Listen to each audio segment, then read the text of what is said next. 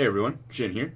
Just got a quick update to the HAMtastic build for you. I know I've been saying that there wasn't really much of a change since the April 15th patch, but after doing some testing, I found an iteration of it that I think may end up being better than what it used to be before the patch.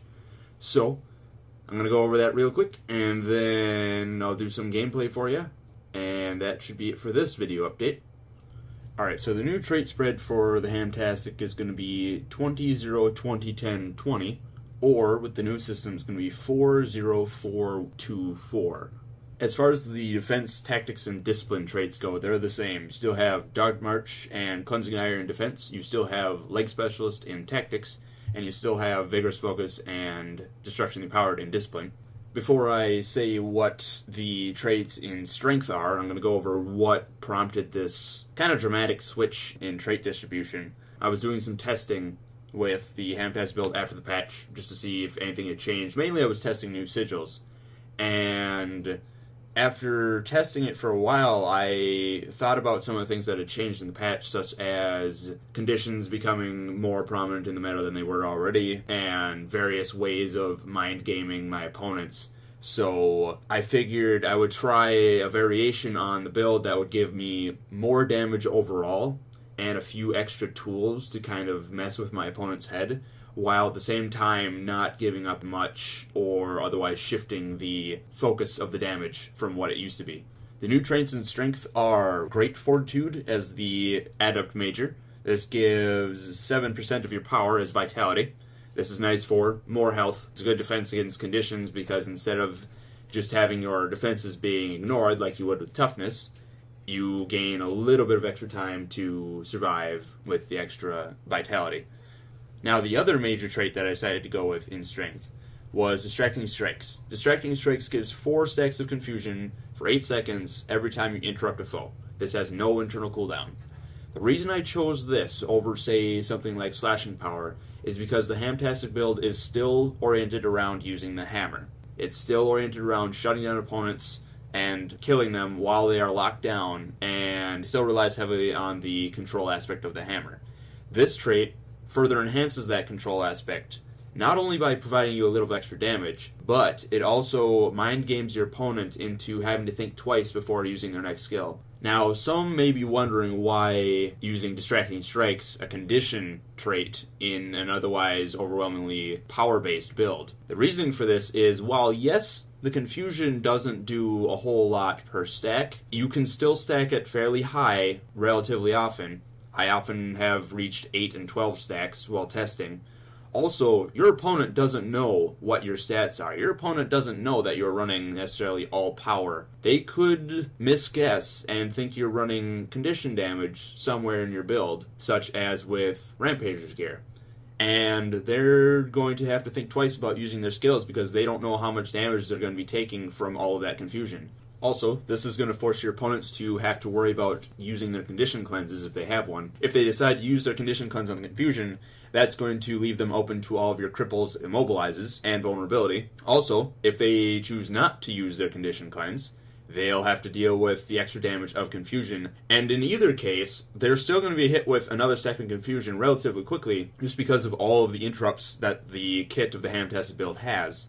One other thing that I found while testing the new version of the build in regards to the strength line is the minor traits in the line actually have a bit more impact than some of the ones that are being lost from defense and discipline. Reckless Dodge is a small burst of damage at the end of a dodge roll. With the fact that this build is in melee a majority of the time and right next to your opponent, this means this is basically free damage. And this can crit upwards of 4,000 to 5,000 if you're lucky with the gear and the trait spread that the build uses. So that's extra damage being thrown on top of all of the extra stuff that is being gained through strength. The other one, Building Momentum, this one, while it was recently fixed to only give 15% endurance instead of 50, which would have been a free dodge, this provides more dodging capability and is in essence a small form of vigor, similar to the one gained from Vigorous Focus. Now, as far as what the build is losing versus what it's gaining with this switch in trait points, Down in Discipline, the build gives up Versatile Power and Burst Mastery. Versatile Power, while it's nice to have, is compensated by the fact that you have more power baseline in the Strength line now. And Might can be stolen. The Might from Versatile Power can actually be used against you in some cases. Burst Mastery, you are losing damage on your burst skills, yes, but again, that damage is being compensated by the extra strength you're gaining overall from the Strength line. And the reduction in adrenaline spent on your burst skills, that is not really an issue because of all of the adrenaline generation that the build has just from being in melee, dealing out damage, and the fact that Cleansing Ire will give you adrenaline when you take hits. So as far as Burst Mastery and Versatile Power go, they are both compensated for easily with the switch to Strength. Up in Defense, the two traits being lost are Armored Attack and Merciless Hammer. Armored Attack, 10% of your toughness is turned to power. Again, just like Versatile Power, that is being compensated by the passive power coming from the Strength line. Merciless Hammer, while this was somewhat of an iconic trait of the HAMtastic build, it is not what defined the build. It was just a major component of it. And just like with Burst Mastery, the damage of this trait is also compensated by the extra damage you're gaining in Strength, plus the extra damage you'll be gaining from Confusion from distracting strikes. The Hammer cooldown reduction I have not noticed to be an issue during testing of this build, simply because you are not swapping exactly on the 5-second mark every time, necessarily. Also, the Hammer cooldowns are fairly short as it is, with the exception of Backbreaker. But by the time you get to a position where you can actually use Backbreaker in a fight, it's already up and it's ready to go. So the cooldown aspect of Merciless Hammer is not an issue. Plus, the damage you gain from Merciless Hammer is only while opponents are CC'd. Only when they're disabled. The damage gained from Strength is baseline. You gain this everywhere. You gain this on your Greatsword, your normal hits on the Hammer, everywhere. So it's no longer situational in the extra damage you're dealing. I have actually noticed the amount of damage go up by switching to 20 Strength over Merciless Hammer. Switching out from Merciless Hammer removes some of the conditional aspect of the HAMtastic's damage. As for the rest of the build, everything is the same as before. It still uses Healing Signet for the heal, it still uses Balance Stance, Endure Pain, and Bull's Charge for the utilities, and it still uses Signet of Rage for the elite. Still uses a Hammer and Greatsword, as it has since its inception. The build still uses Melandra Runes and full Berserker stat armor. As far as sigils go, the two from before are still here. It still uses Impact in the Hammer, and it still uses Force in the Greatsword. However, with the addition of 2 additional sigil slots on two-handed weapons since the patch, the 2 new sigils that I have settled on for this build are Paralyzation in the Hammer, since this was buffed up to 30% stun duration. This brings Earthshaker stuns up to 2.6 seconds instead of 2.3 as before, which to me that is worth doing. 2.3 seconds, not all that useful on a single stun, but 2.6 seconds, that's different. I will take 2.6 seconds, no problem. In the Greatsword, the new sigil is Hydromancy. There are a number of reasons that I chose this one over Battle or Energy. The main reason why I chose Hydromancy over any other sigil for the Greatsword is because of the fact that it clears blinds. Additionally, Hydromancy will do the AoE freeze, and it will do a fair amount of damage, further enhanced by the more power you're getting in Strength now, because the AoE from Hydromancy scales with power. But the blind clearing aspect comes from this AoE burst damage that it would otherwise deal. What this does is it makes the swap to the Greatsword a viable form of blind clearing when you are in melee with your opponent. Also, it keeps them snared, so it's easier to keep them in melee range to continue doing your control or your damage, or otherwise doing what the build is about. Alright, now I'm going to show you guys some gameplay examples of the capabilities of the new iteration of the HAMtastic build. First off, I'm going to show some 1v2.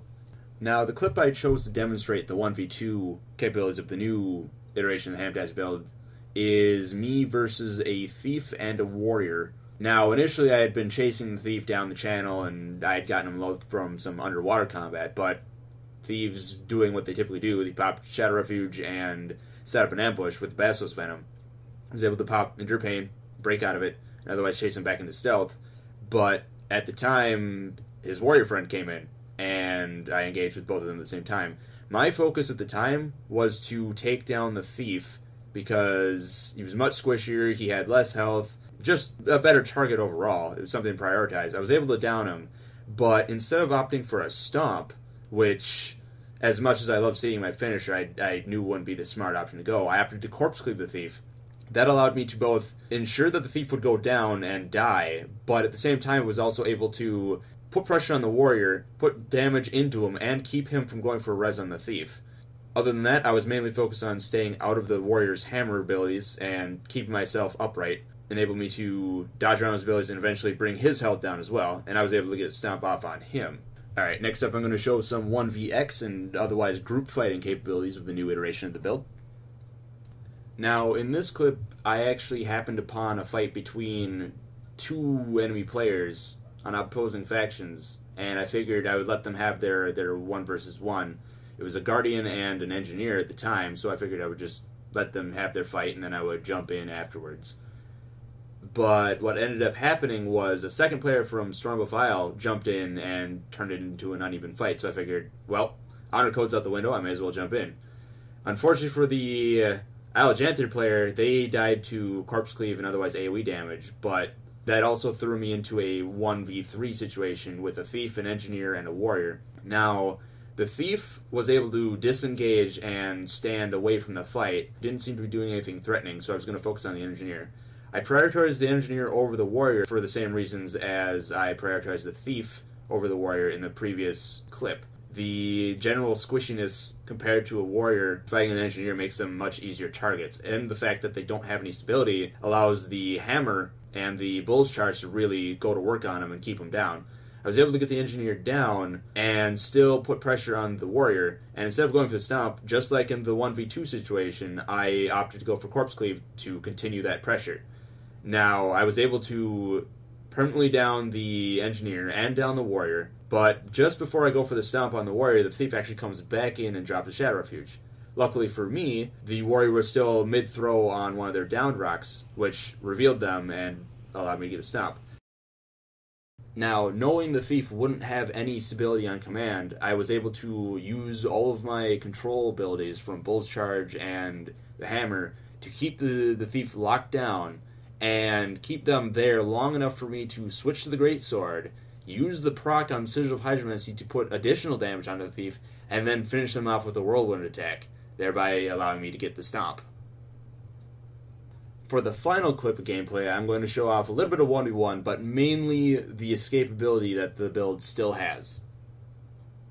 Now, this clip has me 1v1ing an engineer, and when fighting engineers, it's best to focus on the fact that they don't have a lot of stability, that you're going to get knocked back a lot, and that they have a number of very clutch abilities, such as very quick healing when they're low, they have protection, they have a number of things when they're downed or CC'd, depending on their build. Also expect a lot of conditions from them. Now, with this one, luckily he was power, so it was a fairly easy deal. I was able to keep him CC'd. I knew he was going to have things like Crate Drop coming down and otherwise try and CC me and put counter pressure on me. Luckily, this build has enough counter pressure, and the confusion will add to that counter pressure, allowing you to keep it up on Engies, because they're going to have to be worried about confusion the most. They're constantly pressing abilities and otherwise using their skills, which would cause them to take more damage from confusion. Now, what ended up happening after I downed the engineer was a large number of players started pooling into the ruins, forcing me to retreat. Luckily, the build still retains its escapability from before with the Greatsword and the hammer. I was able to use a combination of Whirlwind Attack, Rush, Bull's Charge, and Earthshaker to gain distance on my opponents, including a sudden appearance by a warrior who must have been coming to intercept me or just happened upon me while I was escaping. I was still able to escape all of that due to the mobility of the Greatsword and Bull's Charge, and to a small effect, Earthshaker. Alright, and that's it for the update on the HAMtastic build. I have updated the written guide. You can find a link to that below. Additionally, as with the previous video, there's a link to the stream. Feel free to stop by anytime. Happy to chat, hang out, give you guys some awesome gameplay. I will be doing more of these build videos in the future should I find a build that deems it necessary. Feel free to subscribe to the YouTube channel. Feel free to toss me a follow on Twitch if you want to know whenever I'm streaming. And be sure to follow me on Twitter if you do, because then you'll get all sorts of updates on when I'm streaming or any delays or if I'm getting an upgrade or something big happens with the stream. So again, thanks guys, and I will catch you next time.